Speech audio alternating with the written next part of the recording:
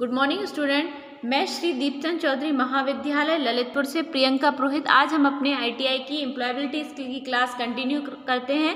Last class में जो हमने डिस्कस किया था वो किया था what is computer and parts of computer, है ना। देन हमने उसमें 5 पार्ट डिस्कस किए थे। First input, then second output, then ALU, CU and memory, है ना। इन पाँचों के बारे में हमने डिटेल डिस्कशन किया था। देन आज की क्लास में हम पढ़ेंगे characteristic of computer, limitations of computer and classification of computer, ठीक है। अब मैं अगर आपसे बात करूं कैरेक्टरिस्टिक ऑफ कंप्यूटर मतलब कंप्यूटर की क्या विशेषताएं हो सकती हैं, तो है ना। कंप्यूटर की फर्स्ट विशेषता है, सबसे पहले क्या है, जो इसकी स्पीड है वो क्या होती है, बहुत हाई होती है। क्या होती है? हाई। मैं कोई भी इनपुट दूं या मैं कोई भी वर्क थ्रू कंप्यूटर करती हूँ तो बहुत ही कम समय में मैं अपना काम क्या कर सकती हूँ, कंप्लीट कर सकती हूँ, है ना। तो कंप्यूटर की जो स्पीड होती है वो बहुत ज़्यादा हाई होती है। देन सेकंड जिसकी कैरेक्टरिस्टिक है वो क्या है, हाई स्टोरेज कैपेसिटी। क्या है? High storage capacity. It mean to say कि मैं अपने कंप्यूटर में जो हमारे कंप्यूटर के स्टोर करने की क्षमता होती है वो क्या होती है, बहुत ज़्यादा होती है ना। देन शुद्धता, एक्यूरेसी। एक्यूरेसी का मतलब क्या होता है, अगर मैंने इनपुट सही दिया है तो जो हमें आउटपुट मिलेगा वो हमेशा ही क्या मिलेगा, एक्यूरेट मिलेगा। कभी भी हमें थ्रू कंप्यूटर कोई भी आउटपुट गलत नहीं मिलेगा, बस बशर्ते एक साथ है कि जो हमारा इनपुट है वो क्या होना चाहिए, सही होना चाहिए, ठीक है। फोर्थ क्या है, बहुउद्देशीय या फिर वर्सेटाइल। इसका क्या मतलब है कि हम अपने सिस्टम में एक समय में एक से ज़्यादा काम कर सकते हैं, है ना। जैसे मैं एक साथ उसमें वर्ड भी यूज़ कर सकती हूँ एंड देन सेम टाइम पे मैं उसमें क्या कर सकती हूँ, गाने भी सुन सकती हूँ, नेट भी चला सकती हूँ, है ना। और बहुत सारी चीज़ों के लिए जो हमारा सिस्टम है वो क्या होता है, यूज़ होता है। फिर क्या है, विश्वसनीयता मतलब रिलायबिलिटी। इसका क्या मतलब है, जो हमारा कंप्यूटर सिस्टम है हम उस पर जो भी वर्क करते हैं वो क्या है, अगर डेटा सेव है, अगर कोई इससे छेड़छाड़ ना करे, है ना, तो हमें ये विश्वास है कि हमारा डेटा क्या है, उसमें सेव है, वो कहीं भी नहीं जाएगा, है ना। ये थी हमारी कंप्यूटर की कुछ विशेषताएं, ठीक है। अब अगर कोई भी चीज़ हो, कोई भी पर्सन हो, हर चीज़ की अगर कोई विशेषता है तो इसकी कुछ कमियां भी होती है। तो देन हमें सेकंड टॉपिक जो मैं डिस्कस करूंगी वो क्या है, लिमिटेशंस ऑफ कंप्यूटर। क्या है? Limitations of computer. तो फर्स्ट जो लिमिटेशंस है वो क्या है, नो IQ, है ना। कंप्यूटर की खुद की कोई बुद्धि नहीं होती। अगर हमने मतलब उसके पास सोचने समझने की क्षमता नहीं होती, वह केवल हमारे निर्देशों के अनुसार ही क्या करता है, काम करता है। दूसरा क्या है, मूल्यवान। मूल्यवान का क्या मतलब है, जो कंप्यूटर, एक तो कंप्यूटर एक्सपेंसिव आता है, दूसरा क्या है, उसके जो सॉफ्टवेयर और हार्डवेयर डिवाइसेस होते हैं वो क्या होते हैं, काफ़ी महंगे होते हैं। फिर क्या है, डिपेंडेंस ऑफ इलेक्ट्रिसिटी मतलब अगर हमारी लाइट चली जाती है तो हम अपने सिस्टम को रन नहीं कर सकते। बैटरी बैकअप के द्वारा हम कुछ देर ही अपने सिस्टम को कंटिन्यू चला सकते हैं, अदरवाइज हमें अपना सिस्टम ऑफ करना ही पड़ेगा। फिर क्या है, फोर्थ, इफेक्ट्स फ्रॉम वायरस। अगर कोई भी वायरस हमारे सिस्टम में आ जाता है तो एक तो क्या करता है, हमारी फाइल्स करप्ट कर देता है। दूसरा क्या है, हमारे सिस्टम की स्पीड भी क्या हो जाती है, स्लो हो जाती है ना। और जो भी इसमें सूचनाएं संग्रहित हैं उनको क्या कर देता है, वो नष्ट कर देता है ना। तो ये क्या थी, हमारे कंप्यूटर की कुछ लिमिटेशंस थी। अब जो नेक्स्ट टॉपिक हमें डिस्कस करना है वो क्या है, क्लासिफिकेशंस ऑफ कंप्यूटर। क्या करना है, क्लासिफिकेशन ऑफ कंप्यूटर। अब हम सभी जानते हैं कि जो कंप्यूटर है वो दिखने में तो एक जैसा रहता है ना, लेकिन उसको उसके कामों के आधार पर, है ना, किसके आधार पर, काम के आधार पर, उसके उद्देश्यों के आधार पर उसको कई भागों में बांटा गया है। तो बेसिकली हमारे सिस्टम को 3 पार्ट में डिवाइड किया गया है, अनुप्रयोगों के आधार पर, आकार एवं क्षमता के आधार पर और उद्देश्यों के आधार पर। अगर मैं अनुप्रयोगों के आधार पर बात करूं तो मैंने अपने सिस्टम को 3 पार्ट में डिवाइड किया है। First, analog, digital and hybrid. आकार एवं क्षमता के आधार पर 4 पार्ट में डिवाइड किया है, micro, mini, main frame and super.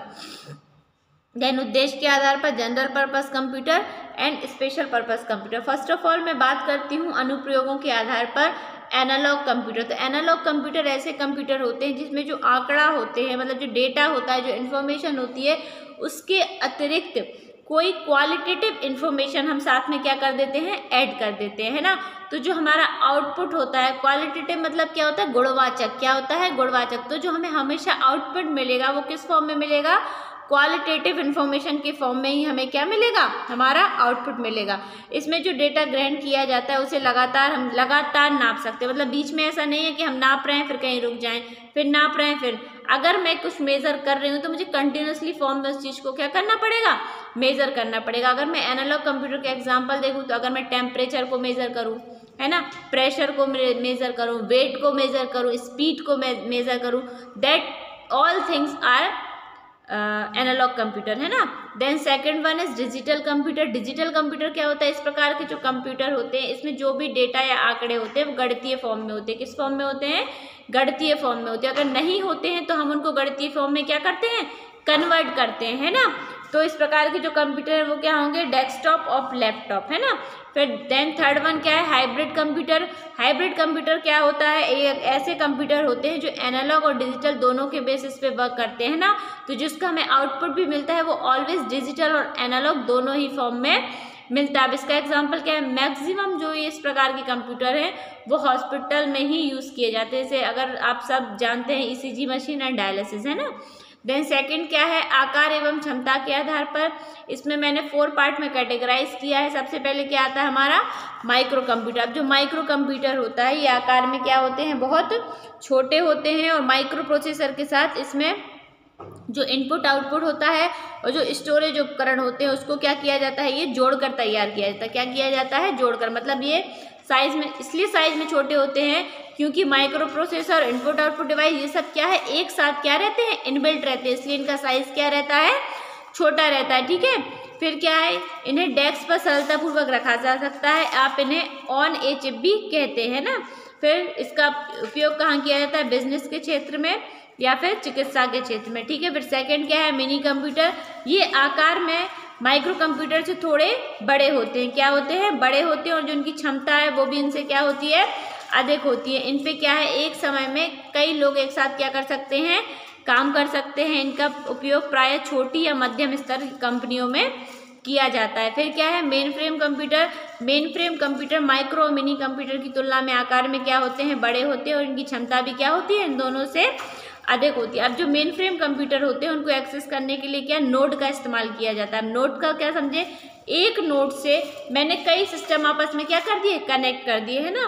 तो इस प्रकार का एक नेटवर्क तैयार किया जाता है। तो इस प्रकार के जो कंप्यूटर होते हैं वो नोड के थ्रू वर्क करते हैं।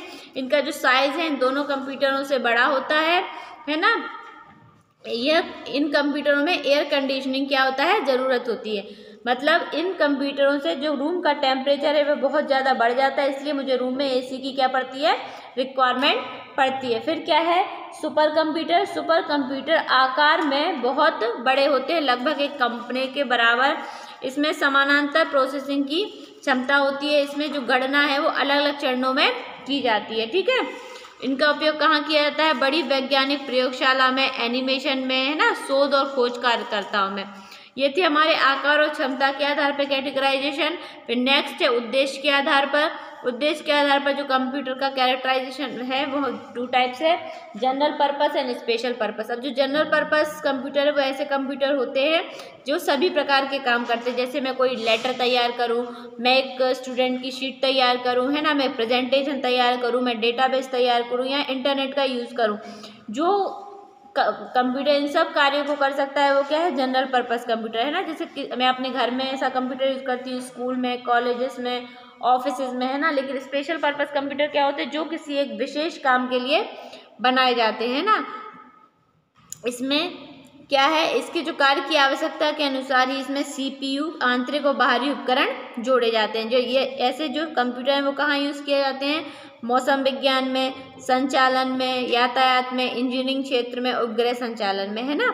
जो किसी विशेष पर्पस से ही बनाए जाते हैं वो क्या कहलाते हैं, विशिष्ट उद्देश्य। तो ठीक है, आज के वीडियो में हमने 3 चीज़ें कवर करी, लिमिटेशंस, कैरेक्टरिस्टिक एंड क्लासिफिकेशन, ठीक है। अब नेक्स्ट जो वीडियो है उसमें हम डिस्कस करेंगे application and how to shut down a computer, है ना। ओके स्टूडेंट, आज की क्लास हम यहीं ऑफ करते हैं। Good bye.